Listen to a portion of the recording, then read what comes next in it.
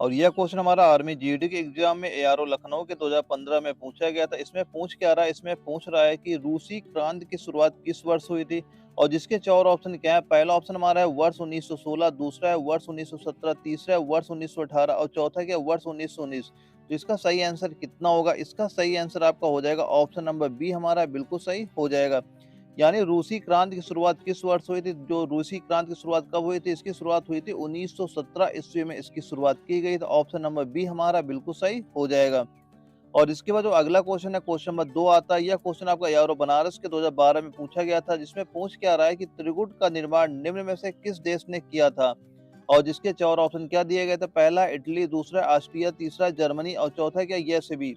तो इसका सही आंसर कितना हो जाएगा, इसका सही आंसर आपका ऑप्शन नंबर डी हमारा बिल्कुल सही हो जाएगा।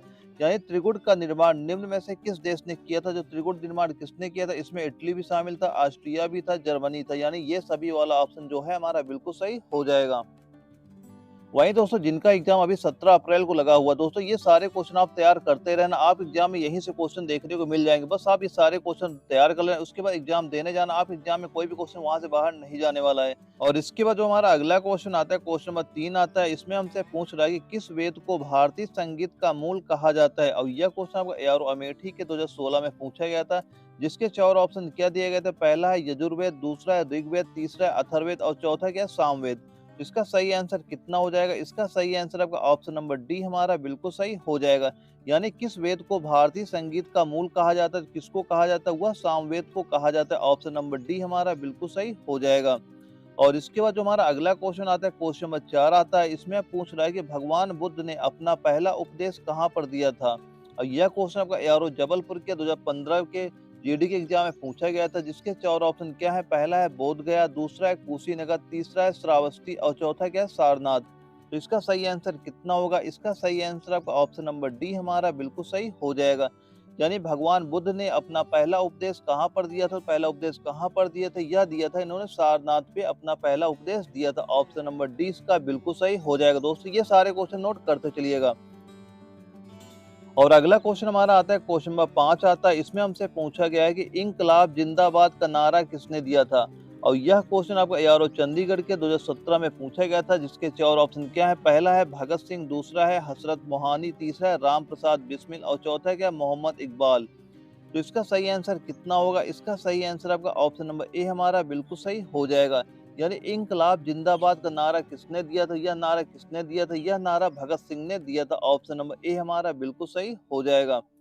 और इसके बाद जो अगला क्वेश्चन आता है, क्वेश्चन नंबर 6 आता है। और इसमें हमसे पूछ रहा है कि ओणम त्योहार किस राज्य में मनाया जाता है। और यह क्वेश्चन आपका एआरओ नागपुर के 2011 में पूछा गया था। जिसके चार ऑप्शन क्या दिए गए थे, पहला है पंजाब, दूसरा है तमिलनाडु, तीसरा है केरल, चौथा है महाराष्ट्र। तो इसका सही आंसर कितना हो जाएगा, इसका सही आंसर आपका ऑप्शन नंबर सी हमारा बिल्कुल सही हो जाएगा। यानी ओणम त्योहार किस राज्य में मनाया जाता है, ओणम त्योहार किस राज्य में मनता है, यह केरल राज्य में मनाया जाता है। ऑप्शन नंबर सी हमारा बिल्कुल सही हो जाएगा।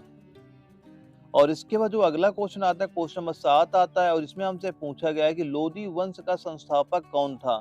और यह क्वेश्चन आपका एआरओ उधमपुर के 2014 के जीडी के एग्जाम में पूछा गया था। जिसके चार ऑप्शन क्या है, पहला इब्राहिम लोधी, दूसरा है बहलोल लोधी, तीसरा सिकंदर लोधी और चौथा क्या इनमें से कोई नहीं। तो इसका सही आंसर कितना होगा, इसका सही आंसर आपका ऑप्शन नंबर बी हमारा बिल्कुल सही हो जाएगा। यानी लोधी वंश का संस्थापक कौन था, तो लोधी वंश का संस्थापक कौन हो जाएगा, वह हो जाएगा बहलोल लोधी हो जाएगा। ऑप्शन नंबर बी हमारा बिल्कुल सही हो जाएगा। दोस्तों ये सारे क्वेश्चन नोट करते चलिएगा। और इसके बाद जो अगला क्वेश्चन आता है, क्वेश्चन नंबर 8 आता है। इसमें हमसे पूछ रहा है कि सौर मंडल के किस ग्रह को लाल ग्रह कहा जाता है। और यह क्वेश्चन आपका एआरओ रांची के 2016 में पूछा गया था। इसके चार ऑप्शन क्या है, पहला है बुध, दूसरा है शुक्र, तीसरा है बृहस्पति और चौथा क्या है मंगल। तो इसका सही आंसर कितना हो जाएगा, इसका सही आंसर आपका ऑप्शन नंबर डी हमारा बिल्कुल सही हो जाएगा। यानी सौर मंडल के किस ग्रह को लाल ग्रह कहा जाता है, किसे कहा जाता है, वह मंगल ग्रह को लाल ग्रह कहा जाता है। ऑप्शन नंबर डी हमारा बिल्कुल सही हो जाएगा। और इसके बाद जो अगला क्वेश्चन आता है, क्वेश्चन नंबर 9 आता है। इसमें हमसे पूछ रहा है कि निम्न में से किस ग्रह के पास एक भी उपग्रह नहीं है। और यह क्वेश्चन आपका एआरओ लखनऊ के 2011 में पूछा गया था। जिसके चार ऑप्शन क्या है, पहला है मंगल, दूसरा है बुध, तीसरा है शुक्र और चौथा क्या है बी और सी दोनों। तो इसका सही आंसर कितना होगा, इसका सही आंसर आपका हो जाएगा ऑप्शन नंबर डी हमारा बिल्कुल सही हो जाएगा। यानी निम्न में से किस ग्रह के पास कोई उपग्रह नहीं है? इसमें क्या इसका सही आंसर क्या हो जाए? बुध के पास भी कोई उपग्रह नहीं होता है और शुक्र का भी कोई उपग्रह नहीं होता, यानी ऑप्शन नंबर डी हमारा बिल्कुल सही हो जाएगा। और इसके बाद जो अगला क्वेश्चन आता है, क्वेश्चन नंबर 10 आता है, इसमें हमसे पूछ रहा है कि टिहरी बांध परियोजना किस नदी पर स्थित है? और यह क्वेश्चन आपका एआरओ बरेली के 2017 में पूछा गया था। इसके 4 ऑप्शन क्या है? पहला है चंबल, दूसरा है कोयला, तीसरा है बेतवा, चौथा क्या भागीरथी। तो इसका सही आंसर कितना हो जाएगा? इसका सही आंसर आपका हो जाएगा ऑप्शन नंबर डी हमारा बिल्कुल सही हो जाएगा। यानी टिहरी बांध परियोजना किस नदी पर स्थित है? किस नदी पर स्थित है? यह भागीरथी नदी पर स्थित है। ऑप्शन नंबर डी हमारा बिल्कुल सही हो जाएगा। और इसके बाद जो अगला क्वेश्चन आता है, क्वेश्चन नंबर 11 आता है, इसमें हमसे पूछ रहा है कि भारत का सर्वाधिक तट रेखा वाला राज्य कौन सा है? और यह क्वेश्चन आपका एआरओ भोपाल के 2016 में पूछा गया था। इसके 4 ऑप्शन क्या है? पहला है महाराष्ट्र, दूसरा है गुजरात, तीसरा है आंध्र प्रदेश और चौथा क्या? तमिलनाडु। तो इसका सही आंसर कितना होगा? इसका सही आंसर आपका ऑप्शन नंबर बी हमारा बिल्कुल सही हो जाएगा। यानी भारत का सर्वाधिक तट रेखा वाला राज्य कौन सा हो जाएगा? वो कौन सा राज्य है? वह गुजरात राज्य होता है। ऑप्शन नंबर बी हमारा बिल्कुल सही हो जाएगा। और इसके बाद हमारा अगला क्वेश्चन आता है, क्वेश्चन नंबर 12 आता है, इसमें हमसे पूछ रहा है कि निम्न में से कौन सा असम की राजधानी है? और यह क्वेश्चन आपको एआरओ ग्वालियर के 2011 के जीडी के एग्जाम में पूछा गया था। इसके 4 ऑप्शन क्या है? पहला है ईटानगर, दूसरा है दिसपुर, तीसरा है इम्फाल और चौथा क्या है? आइजोल। इसका सही आंसर कितना हो जाएगा? इसका सही आंसर आपका ऑप्शन नंबर बी हमारा बिल्कुल सही हो जाएगा। यानी निम्न में से कौन सा असम की राजधानी है? तो असम की राजधानी क्या हो जाएगी? वह हो जाएगी दिसपुर हो जाएगी। ऑप्शन नंबर बी हमारा बिल्कुल सही हो जाएगा। और इसके बाद जो अगला क्वेश्चन आता है, क्वेश्चन नंबर 13 आता है, इसमें हमसे पूछ रहा है कि निम्न में से कौन सा केंद्र शासित प्रदेश नहीं है? और यह क्वेश्चन आपका एआरओ अमेठी के 2015 के जीडी के एग्जाम में पूछा गया था। इसके 4 ऑप्शन क्या है? पहला है पांडुचेरी, दूसरा है गोवा, तीसरा है लक्षद्वीप और चौथा क्या है? दमन और दीव। इसका सही आंसर कितना होगा? इसका सही आंसर आपका ऑप्शन नंबर बी हमारा बिल्कुल सही हो जाएगा। यानी निम्न में से कौन सा केंद्र शासित प्रदेश नहीं है? तो कौन सा हो जाएगा? वह हो जाएगा हमारा गोवा वाला, बिल्कुल सही आंसर हो जाएगा। ऑप्शन नंबर बी इसका बिल्कुल सही हो जाएगा। दोस्तों ये सारे क्वेश्चन नोट करते चलना, आप एग्जाम में यही सारे क्वेश्चन वहां पे देखने को मिल जाएंगे। और इसके बाद जो अगला क्वेश्चन आता है, क्वेश्चन नंबर 14 आता है, इसमें हमसे पूछ रहा है कि भारतीय संविधान सभा का गठन कब हुआ था? और यह क्वेश्चन आपका एआरओ बनारस के 2017 के जीडी के एग्जाम में पूछा गया था। इसके 4 ऑप्शन क्या है? पहला है वर्ष 1945, दूसरा है वर्ष 1946, तीसरा है वर्ष 1947 और चौथा क्या है? वर्ष 1948। तो इसका सही आंसर कितना होगा? इसका सही आंसर आपका ऑप्शन नंबर बी हमारा बिल्कुल सही हो जाएगा। यानी भारतीय संविधान सभा का गठन कब हुआ था? इसका गठन कब हुआ था? इसका गठन हुआ था आपका वर्ष 1946 में इसका गठन हुआ था। ऑप्शन नंबर बी हमारा बिल्कुल सही हो जाएगा। और इसके बाद जो अगला क्वेश्चन आता है, क्वेश्चन 15 आता है, इसमें हमसे पूछ रहा है कि राष्ट्रीय मतदाता दिवस कब मनाया जाता है? और यह क्वेश्चन आपका एआरओ लखनऊ के 2010 के जीडी के एग्जाम में पूछा गया था। जिसके 4 ऑप्शन क्या है? पहला है 15 जनवरी, दूसरा है 15 फरवरी, तीसरा है 25 फरवरी और चौथा क्या है? 25 जनवरी। तो इसका सही आंसर कितना हो जाएगा? इसका सही आंसर होगा ऑप्शन नंबर डी हमारा बिल्कुल सही हो जाएगा। यानी राष्ट्रीय मतदाता दिवस कब मनाया जाता है? तो राष्ट्रीय मतदाता दिवस कब मनाया जाता है? यह मनाया जाता है 25 जनवरी को मनाया जाता है। ऑप्शन नंबर डी हमारा बिल्कुल सही हो जाएगा। दोस्तों इसके बाद क्या करेंगे, आपको जनरल साइंस के 15 क्वेश्चन नोट कराने वाले हैं। ये भी क्वेश्चन आप नोट कर लेना। ये भी क्वेश्चन आपके आर्मी जीडी के एग्जाम में पूछे गए थे और यही क्वेश्चन आपके आने वाले एग्जामों में देखने को मिल जाएंगे। इसमें जो हमारा पहला क्वेश्चन आता है, क्वेश्चन नंबर 16 आता है, इसमें हमसे पूछ रहा है कि डायनामाइट के आविष्कार निम्नलिखित में से कौन है? यानी जो डायनामाइट का आविष्कार किसने किया था? और यह क्वेश्चन आपका एआरओ रांची के 2012 के जीडी के एग्जाम में पूछा गया था। इसके 4 ऑप्शन क्या है? पहला है आइंस्टीन, दूसरा है न्यूटन, तीसरा है अल्फ्रेड नोबेल और चौथा क्या है? Madam Curie. तो इसका सही आंसर कितना हो जाएगा? इसका सही आंसर आपका ऑप्शन नंबर सी हमारा बिल्कुल सही हो जाएगा।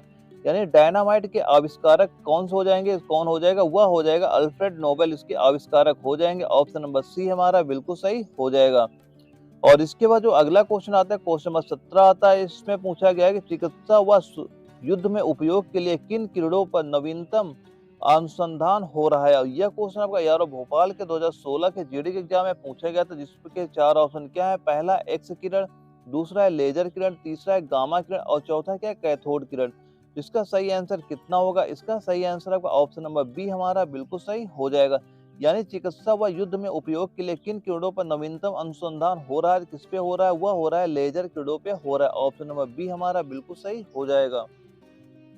और इसके बाद जो अगला क्वेश्चन आता है, क्वेश्चन नंबर 18 आता है। इसमें हमसे पूछ रहा है कि रडार में किस प्रकार की तरंगे होती हैं, और यह क्वेश्चन आपका यारो जबलपुर के 2015 के जीडी के एग्जाम में पूछा गया था।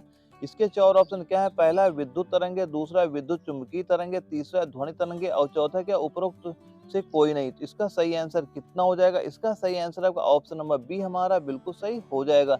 यानी रडार में किस प्रकार की तरंगे होती हैं, तो रडार में किस प्रकार की तरंगे होती हैं, उसमें होती हैं विद्युत चुम्बकीय तरंगे होती हैं। ऑप्शन नंबर बी हमारा बिल्कुल सही हो जाएगा।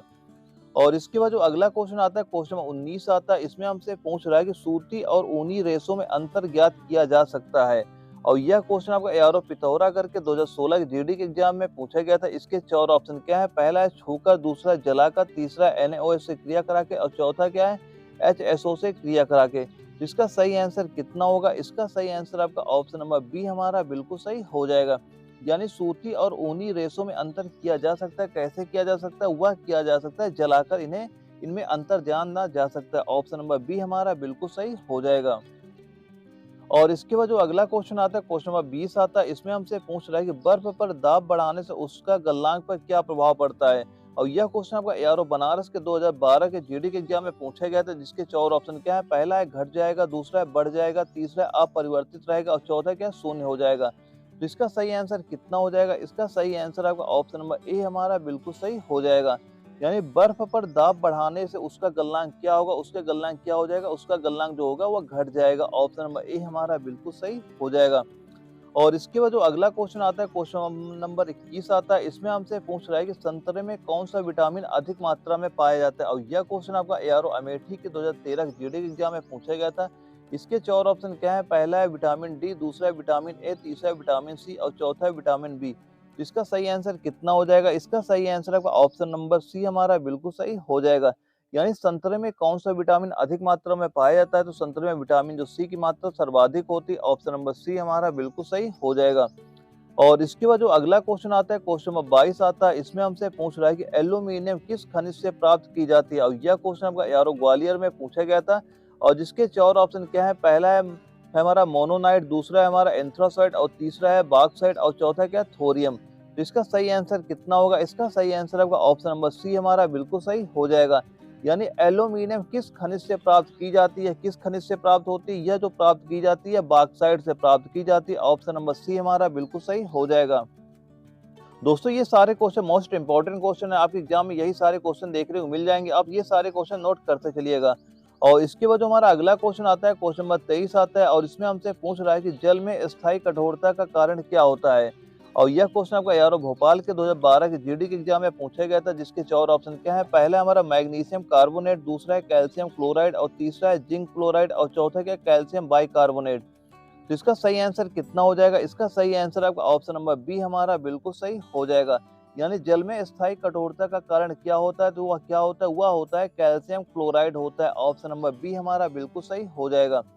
और इसके बाद जो अगला क्वेश्चन आता है, क्वेश्चन नंबर 24 आता है। इसमें हमसे पूछ रहा है कि कैलोरी की मापन इकाई क्या होती है, और यह क्वेश्चन आपका एआरओ बनारस के 2015 के जीडी के एग्जाम में पूछा गया था। इसके 4 ऑप्शन क्या है? पहला है ऊष्मा, दूसरा है ठोस, तीसरा है तरल और चौथा क्या है? ध्वनि। तो इसका सही आंसर कितना हो जाएगा? इसका सही आंसर आपका ऑप्शन नंबर ए हमारा बिल्कुल सही हो जाएगा।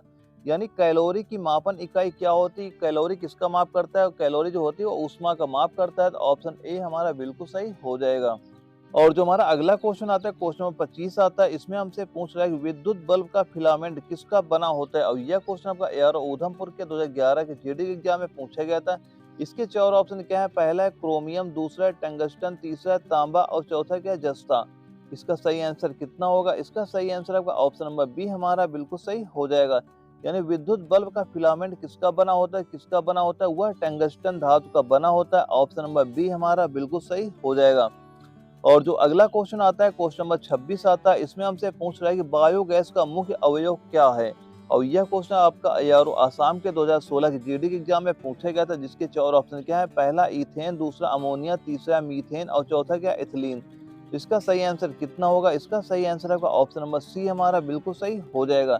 यानी बायोगैस का मुख्य अवयव क्या होता है? बायोगैस का मुख्य अवयव क्या होता है? वह होता है मीथेन होता है। ऑप्शन नंबर सी हमारा बिल्कुल सही हो जाएगा।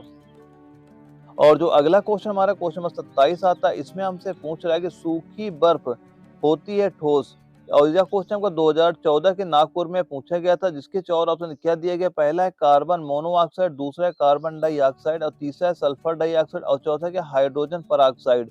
इसका सही आंसर कितना होगा? इसका सही आंसर आपका ऑप्शन नंबर बी हमारा बिल्कुल सही हो जाएगा। यानी सूखी बर्फ क्या होती है? सूखी बर्फ क्या होती है? वह होती है कार्बन डाइऑक्साइड होती है। ऑप्शन नंबर बी हमारा बिल्कुल सही हो जाएगा। और इसके बाद हमारा अगला क्वेश्चन आता है, क्वेश्चन नंबर 28 आता है। इसमें हमसे पूछ रहे हैं कि साधारण नमक का वैज्ञानिक नाम क्या होता है। यह क्वेश्चन आपको एआरओ लखनऊ के 2017 के जीडी के एग्जाम में पूछा गया था। इसके 4 ऑप्शन क्या है। पहला सोडियम सल्फेट, दूसरा है हमारा सोडियम क्लोराइड, तीसरा है सोडियम बाइकार्बोनेट और चौथा क्या अमोनिया क्लोराइड। तो इसका सही आंसर कितना हो जाएगा? इसका सही आंसर आपका ऑप्शन नंबर बी हमारा बिल्कुल सही हो जाएगा। यानी कि साधारण नमक का वैज्ञानिक नाम क्या होता है? तो साधारण नमक का वैज्ञानिक नाम क्या होता है? वह होता है सोडियम क्लोराइड होता है। यानी इसका वैज्ञानिक नाम क्या होता है? इसका वैज्ञानिक NaCl होता है। सोडियम क्लोराइड इसका वैज्ञानिक नाम होता है। और इसके बाद जो अगला क्वेश्चन आया था, क्वेश्चन 29 था। इसमें हमसे पूछ रहा है कि निम्नलिखित में से किस वैज्ञानिक ने वंशानुगत के सिद्धांत का खोजा था। और यह क्वेश्चन आपको एआरओ बरेली के 2015 के जीडी के एग्जाम में पूछा गया था। इसके 4 ऑप्शन क्या दिए गए थे। पहला है डार्विन ने, दूसरा है मेंडल ने, तीसरा है डीवरीज ने और चौथा है लैमार्क ने। इसका सही आंसर कितना होगा? इसका सही आंसर आपका ऑप्शन नंबर बी हमारा बिल्कुल सही हो जाएगा। यानी निम्नलिखित में से किस वैज्ञानिक ने वंशानुगत के सिद्धांत की खोजा था? किसने खोजा था? वह मेंडल ने इसकी खोज की थी। ऑप्शन नंबर बी हमारा बिल्कुल सही हो जाएगा। और इसके बाद जो अगला क्वेश्चन आता है, क्वेश्चन नंबर 30 आता है। इसमें हमसे पूछा गया है कि चेचक के टीके का आविष्कार किसने किया था। और यह क्वेश्चन आपका एआरओ पिथौरागढ़ के 2016 जीडी के एग्जाम में पूछा गया था। इसके 4 ऑप्शन क्या है। पहला है प्रिस्टले ने, दूसरा है हमारा रफवेटिन ने, तीसरा हमारा एडवर्ड जेनर ने और चौथा क्या है लाइड ने। इसका सही आंसर कितना हो जाएगा? इसका सही आंसर आपका ऑप्शन नंबर सी हमारा बिल्कुल सही हो जाएगा। यानी चेचक के टीके का आविष्कार किसने किया था? इस चेचक के टीके का आविष्कार जो है एडवर्ड जेनर ने किया था। ऑप्शन नंबर सी हमारा बिल्कुल सही हो जाएगा। दोस्तों ये सारे क्वेश्चन नोट करते चलना, आपके एग्जाम में यही सारे क्वेश्चन वहां पे देखने को मिल जाएंगे। और दोस्तों इसके बाद आपको मैथमेटिक्स से 15 क्वेश्चन नोट कराने वाला हूँ। ये क्वेश्चन सारे सॉल्व कर लेना। मैथ की यही क्वेश्चन आपको मैथमेटिक्स वहां पे देखने को मिल जाएंगे। आपको कुछ भी नहीं पढ़ना, बस मैथ के यही क्वेश्चन आपको वहां पे लगाने ही जाना। जब तक मैं आपके एग्जाम तक सारे क्वेश्चन करा रहा हूँ, बस आप यही सारे क्वेश्चन नोट करते चलिएगा। और जो हमारा मैथमेटिक्स का पहला क्वेश्चन है, क्वेश्चन नंबर 31 है। इसमें हमसे पूछ रहा है कि 12 आदमी अथवा 18 औरतें एक खेत की कटाई 14 दिन में करते हैं, तो 8 आदमी और 16 औरतें मिलकर उस खेत की कटाई कितने दिन में करेंगे। और यह क्वेश्चन आपको एआरओ बंगलोर के 2015 के जीडी के एग्जाम में पूछा गया था। इसे कैसे सॉल्व करेंगे? इसमें जो वैल्यू दी जा रही है सबसे पहले वो हम लिख लेंगे। इसमें दिया क्या जा रहा है? इसमें दिया जा रहा है कि जो हमारे 12 आदमी हैं ये बराबर किसके हैं? ये 18 औरतों के बराबर के हैं। पहले इनका अनुपात निकालेंगे, 6 से काटेंगे, 6 दूनी 12 हो गया, 6 18 हो गया। यानी यहाँ से क्या निकल के आ गया? यानी जो 2 आदमी हैं ये 3 औरतों के बराबर के हैं। यानी ये तो हमें पता हो गया। यानी जो हमारे 2 आदमी बराबर 3 औरतों के बराबर हैं, ये तो हमें अनुपात निकल के आ गया। और हमसे पूछ क्या रहा है? हमसे पूछ रहा है कि 8 आदमी और 16 औरतें मिलकर उस खेत की कटाई कितने दिन में करेंगे। यहाँ पे कितना मिल रहा है हमें? यानी 18 जो औरतें हैं, 18 औरतें हैं वो 14 दिन में करते हैं। यानी इसमें क्या पूछ रहा है? पूछ रहा है हमारा 8 आदमी और प्लस 16 औरतें पूरे काम को कितने दिन में करेंगे। यहाँ पे क्या मान लेते हैं? जो यहाँ औरतें सभी को मान लेते हैं, औरतें में ले लेते हैं।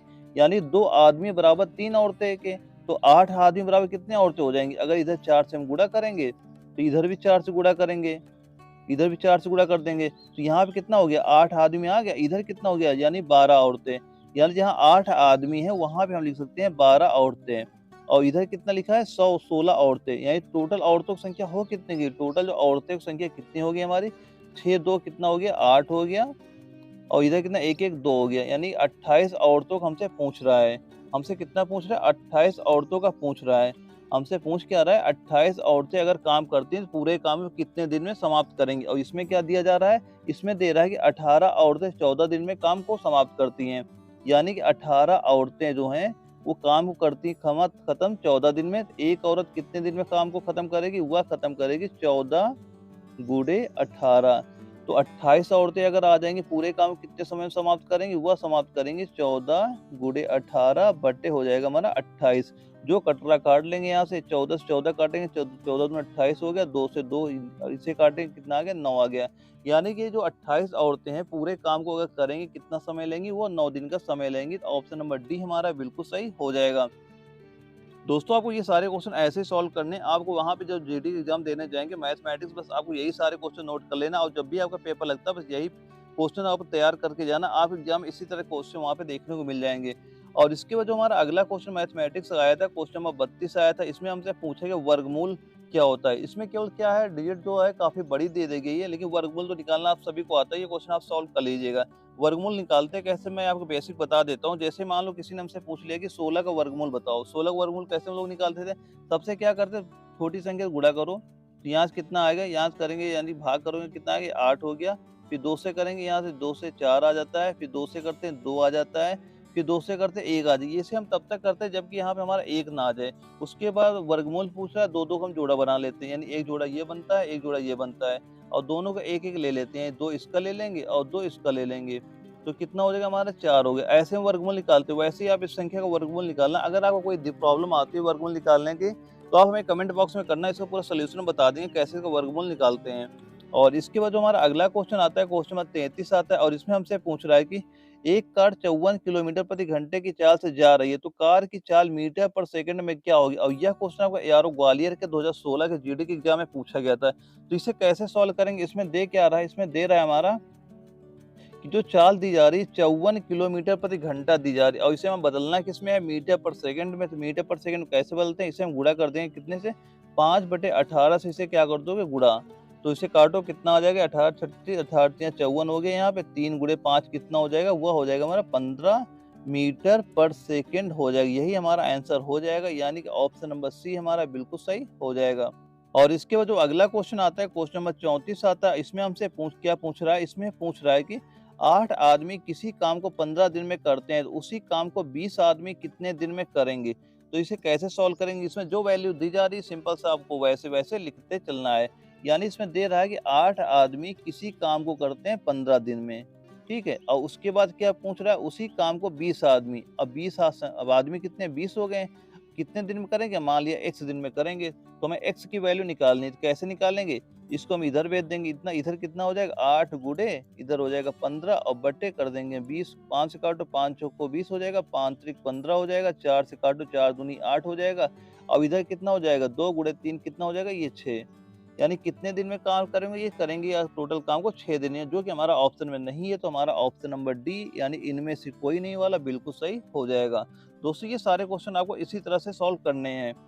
और इसके बाद जो हमारा अगला क्वेश्चन आता है, क्वेश्चन 35 आता है, इसमें हमसे पूछ रहा है कि एक रेलगाड़ी 75 किलोमीटर प्रति घंटे की रफ्तार से चलती है, तो 45 मिनट में यह कितनी दूरी तय करेगी?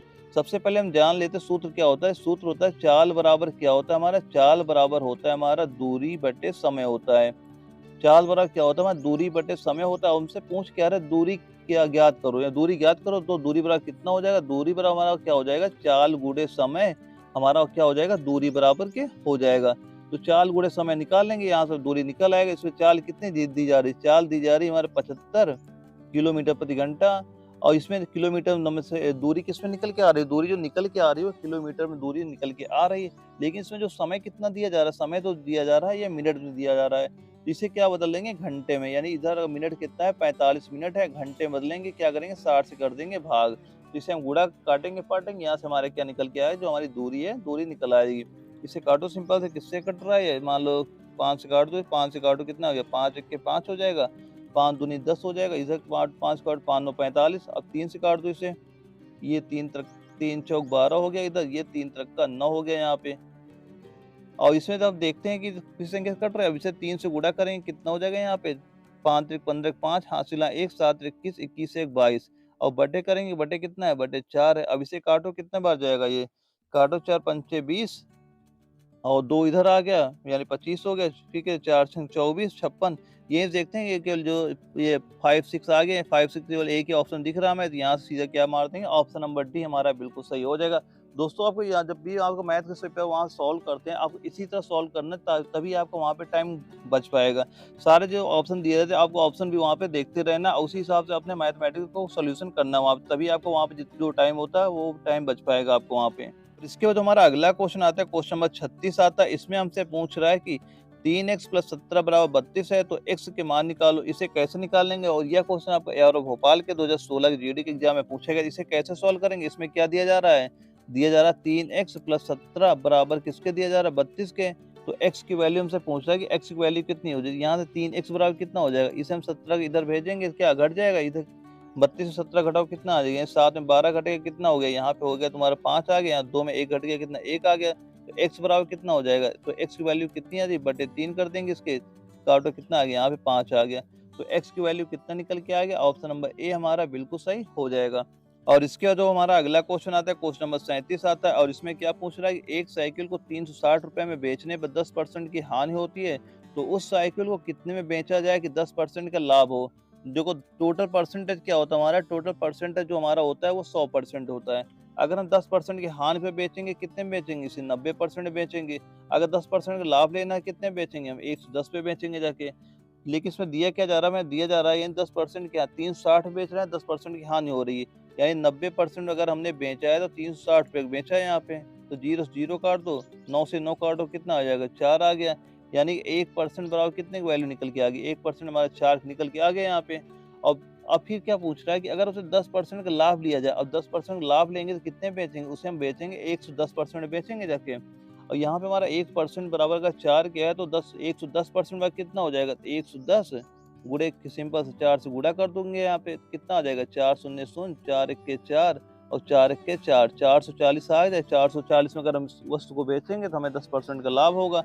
तो ऑप्शन नंबर बी जो होगा हमारा बिल्कुल सही हो जाएगा। दोस्तों ये क्वेश्चन आपको इसी तरह सॉल्व करना है, एक दो बार प्रैक्टिस करना। अगर कोई डाउट हो तो आप हमें कमेंट बॉक्स में बताना, उसका मान लो काफी दोबारा सोल्यूशन बताएंगे आपको। बस आपको ये क्वेश्चन सभी ऐसे ही सॉल्व करके जाना है पेपर में। और इसके बाद जो अगला क्वेश्चन आता है, क्वेश्चन नंबर 38 आता है, इसमें हमसे पूछ रहा है कि 15/25 को क्या लिखता है, यानी जो बड़ी संख्या लिखी इसे सबसे कितनी संख्या में लिखा जाएगा, सबसे छोटी संख्या में हो जाए। इसे कैसे सॉल्व करेंगे, सिंपल सा आपको लिख लेना है, यानी एक 15 हो गया बटे 25 हो गया। ये जिस संख्या से कट रहा है सिंपल से उसे हम काट लेंगे। इन 5 से कट रहा है, 5 त्रिक 15 करेंगे, ये 5 25 करेंगे, यहाँ से कितना निकल के आ गया, 3/5 निकल के आ गया, या 3/5 निकल के आ जाए। अब इससे कोई सी संख्या से घटेगा नहीं, तो यही सबसे छोटी संख्या है, इसी को हम क्या लिख सकते हैं, 3/5 लिख सकते हैं। तो यह हमारा ऑप्शन नंबर ए जो है वो बिल्कुल सही हो जाएगा। और इसके बाद जो अगला क्वेश्चन है, क्वेश्चन नंबर 39 है, इसमें हमसे क्या पूछ रहा है कि एक संख्या दी गई, संख्या क्या दी गई, एक सीरीज दी गई, जो कि क्वेश्चन आपको यारो आसाम के 2011 में पूछा गया था। इसमें पूछ क्या रहा है, जैसे कि एक संख्या 12 दे दी, दूसरी 3 दी गई और -6 दी गई। अब पूछा आगे कौन संख्या आएगी, यहाँ पे ये हमसे पूछा जा रहा है। यानी बताओ, ये बताओ अच्छा, अगर 12 से संख्या 3 हुई है तो कम हुई ज्यादा हुई, ये संख्या कम हुई है, कितनी कम हुई, ये संख्या आपकी -9 कम हुई है। ठीक है, और इधर जब गए तब भी क्या हो गई है, -9 कम हो गई है।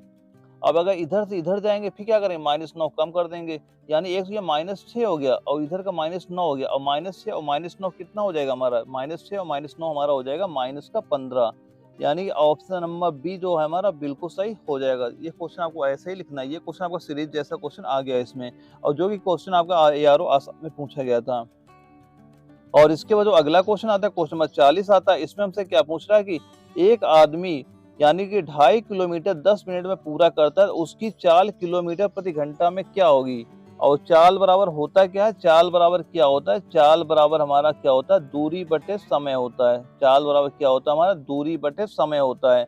जिसमें दूरी कितनी दी जा रही है, दूरी जो दी जा रही है वह दी गई है हमारे 2.5 हमारी क्या दी गई, दूरी दी गई है। और समय कितना दिया गया, समय कितना है 10 मिनट। लेकिन ऑप्शन में क्या आ रहा है, सारा घंटा में दिया गया है। तो 10 मिनट को अगर हम घंटे में बदलेंगे क्या करेंगे, बटे करेंगे 60। अब ये 60 मान लो इधर ना लिख के हम सीधा सीधा लिख दें, ऊपर लिख देते हैं। अब यहाँ से क्या कटेंगे, जो कट रहा हो वो काट लेंगे। यहाँ से क्या कट गया, 0 से 0 कट गया हमारा। अब 25 गुणे 6 कर दो, यानी 6 गुणे 5 करेंगे कितना होगा, 6 पंचे 30 का 0 हासिल है 3, 6 दूनी 12, 12 3 हो गया कितना हमारा 15। एक अंक बाद दशमलव लगा है, एक अंक दशमलव लिख देंगे, तो कितना आंसर हो जाएगा हमारा 15 किलोमीटर प्रति घंटा वाला हमारा बिल्कुल ऑप्शन सही हो जाएगा। ऑप्शन नंबर 20 का बिल्कुल सही हो जाएगा।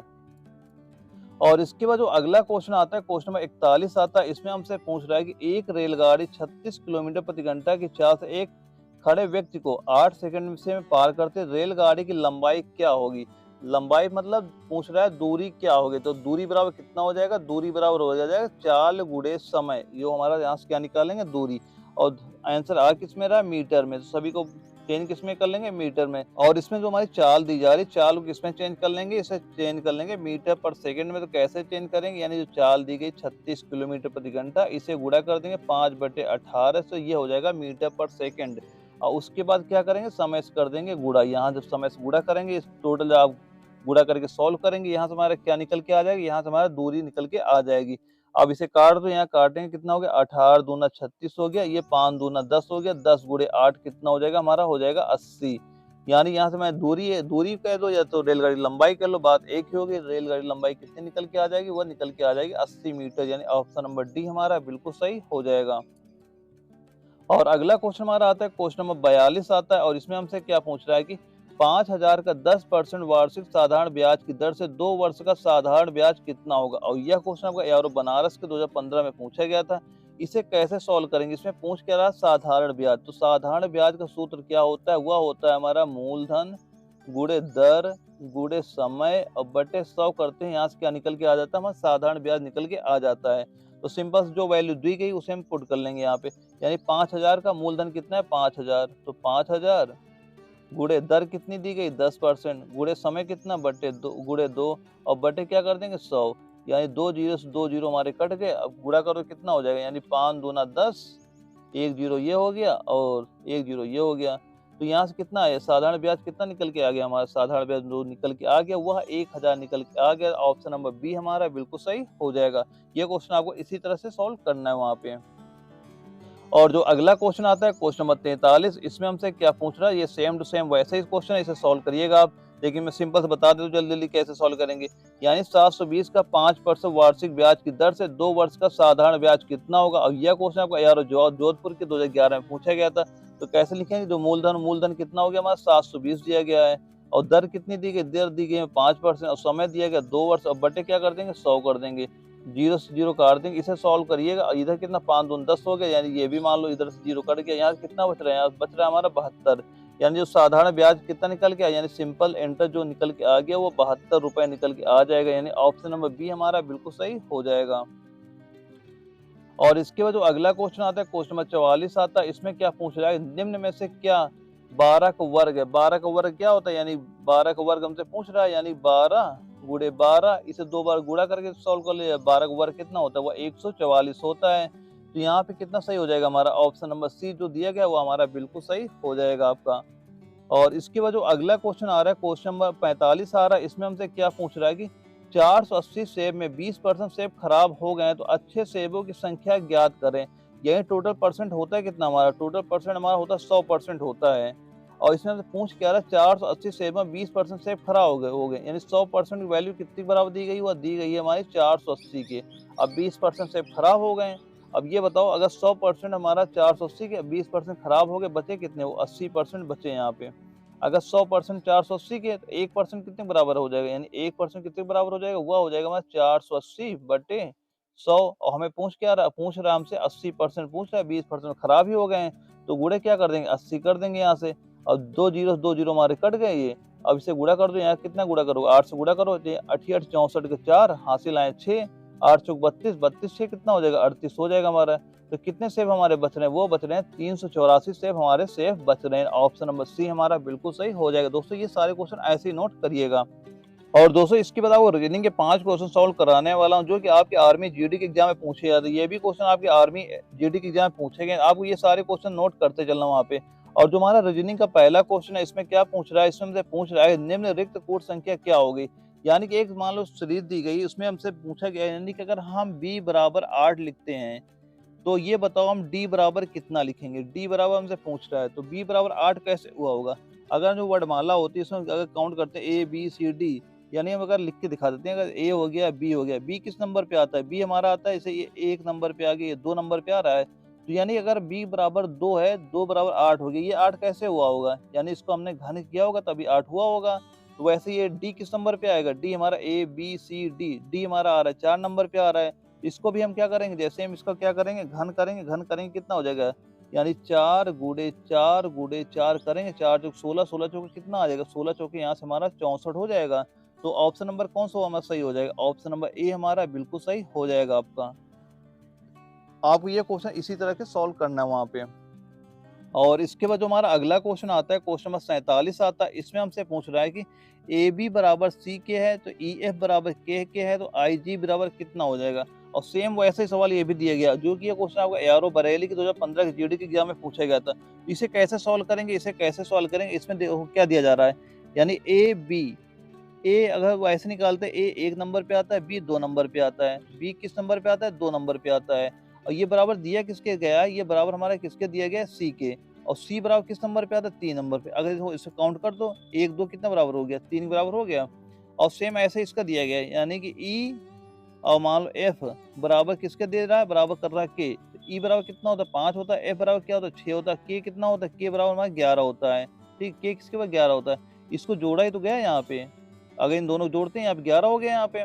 और सेम ऐसे इसे कैसे सॉल्व करेंगे, इसमें दे रहा है आई और इधर दे रहा है जे, ये पूछ रहा है कि इसके बराबर क्या होगा। यहाँ पे आई बराबर कितना होता है, आई आता है 9 नंबर पे आता है, जी आता है हमारा 10 नंबर पे आता है, इसको हम जोड़ते हैं किस नंबर आ गया 19, और 19 नंबर में कौन संख्या आती है, इसे निकालें 19 नंबर पे हमारा एस आता है, एस आता है, यानी कौन सही हो जाएगा, ऑप्शन नंबर सी जो आएगा वो हमारा बिल्कुल सही आंसर हो जाएगा। आपको ये क्वेश्चन ऐसे सॉल्व करना है वहाँ पे। और इसके बाद जो अगला क्वेश्चन आता है, क्वेश्चन नंबर 48 आता है, इसमें क्या पूछ रहा है, इसमें पूछ रहा है यदि आना का संबंध जाना है, तो अपोजिट हो गया आना जाना, तो उसी प्रकार शत्रु का संबंध कैसे हो जाएगा, तो शत्रु का अपोजिट कितना हो जाएगा, यानी आना जाना, शत्रु क्या हो जाएगा, मित्र हो जाएगा। तो ऑप्शन नंबर बी हमारा बिल्कुल सही हो जाएगा आपका।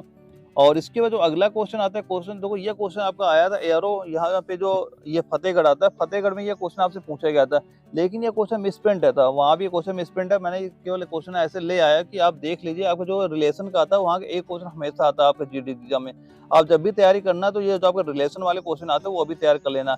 ये क्वेश्चन मिसप्रिंट था, यानी क्वेश्चन गलत दिया गया था, ये क्वेश्चन यहाँ पे थोड़ा मिस्टेक था, लेकिन ऐसे क्वेश्चन आपको वहाँ पे देखने को मिल जाएंगे वहाँ पे। और इसके बाद जो अगला क्वेश्चन आता है, क्वेश्चन नंबर 50 आता है, इसमें क्या पूछ रहा है, इसमें पूछ रहा है कि दिए गए विकल्पों में से उसे चुनिए जो 3 से अन्य से भिन्न है, यानी 4 हमारे ऑप्शन दिए गए, हमसे वह पूछ रहा है कि कौन सा इसमें अलग होगा। और यह क्वेश्चन आपका एआरओ बरेली के 2014 में पूछा गया था। इसे कैसे सॉल्व करेंगे, पहला ऑप्शन क्या दिएगा, मीठा, कड़वा, तीसरा क्या है नमकीन, और चौथा क्या स्वादहीन। तो इसे कैसे सॉल्व करेंगे, इसमें कौन सा अलग है, यानी अगर हम देखते हैं जो मीठा यह भी कोई ना कोई स्वाद हमें दे रहा है, और जो कड़वा यह भी कोई ना कोई स्वाद दे रहा है, जो नमकीन है यह भी कोई ना कोई स्वाद दे रहा है, लेकिन जो स्वादहीन है ये तो कोई स्वाद ही नहीं दे रहा है ना। तो यही क्या हो जाएगा, जो स्वादहीन हो गया यही हमारा सबसे अलग हो गया, यानी ऑप्शन नंबर डी हमारा बिल्कुल सही हो जाएगा, यानी ऑप्शन नंबर डी आपका बिल्कुल सही हो जाएगा। और अगर आपको यह वीडियो अच्छी लगे तो वीडियो को लाइक करना, अगर आप चैनल पहली बार आए चैनल सब्सक्राइब करना था कि आगे भी चल के आपको इस तरह की वीडियो मिलते रहे। ओके दोस्तों, मिलते हैं अगले वीडियो में, तब तक के लिए जय हिंद, वंदे मातरम।